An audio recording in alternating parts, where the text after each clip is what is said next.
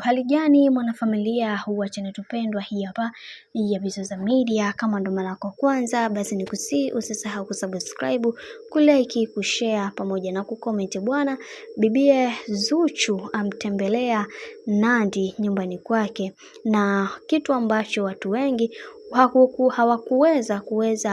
kutarajia kama bibie Zuchu angeweza kumtembelea Nandy nyumbani kwake, kwa sababu kumekuwa na mijadala mingi ambayo imekuwa ikizushwa ya hapa na pale kuhusiana na maisha ya bibie Nandy pamoja na bibie Zuchu kiujumla, na wengi wao wakasema kwamba hawa watu hawako sawa kabisa. Kila siku wamekuwa wakigombana, hivyo kuna namna nyingi sana ambazo watu wengi wanatamani kuweza kuelewa na kutambua hiki ambacho kinachoendelea, na wengi wao waliweza kufunguka na kusema kwamba kuna vitu vingi ambavyo vimekuwa vikitokea katika maisha, na wengi wao walitaka kuweza kuona hawa watu wakiwa katika level nyingine ya kimaisha, lakini kadri siku zinavyozidi kwenda ndio kwanza upendo wao unazidi kuimarika, na wanatamani kuweza kufika mbali zaidi katika kila hatua ambayo watu wengi wanatamani kuweza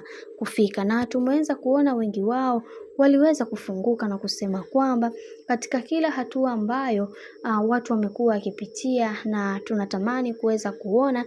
watu wakibadilika zaidi. Hivyo ndivyo ambavyo hata Nandy aliweza kuzungumza akisema kwamba sisi kama wasanii tutapambana kuweza kuhakikisha tunakuwa na ukaribu wa hali ya juu ili kuweza kupambana na kufikia malengo yetu yote kiujumla, kwa sababu kuna vitu vingi ambavyo vimekuwa vikitokea na wengi wao wanatamani kuweza kuona kila kitu kinakuwa katika misingi na mikakati iliyo bora. Hivyo tutapambana kwenye hili na tunaamini tutatoboa, kwa sababu watu wengi wamekuwa kizungumza mambo tofauti tofauti pasipo wao wenyewe kuweza kuelewa, na wengi wao wakafunguka kwamba hapa kuna vitu vingi ambavyo vinawafanya hawa watu wengine wajisikie vibaya, kwa sababu kuna vitu vingi Nandy pamoja na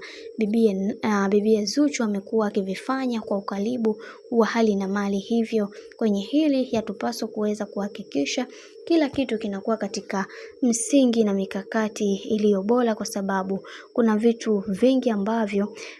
bibie Zuchu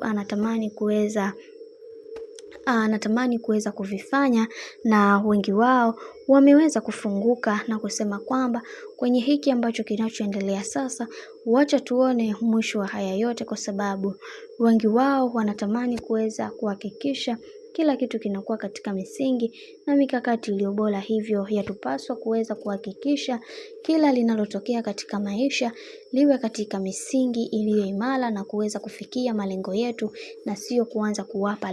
lawama watu wasiohusika.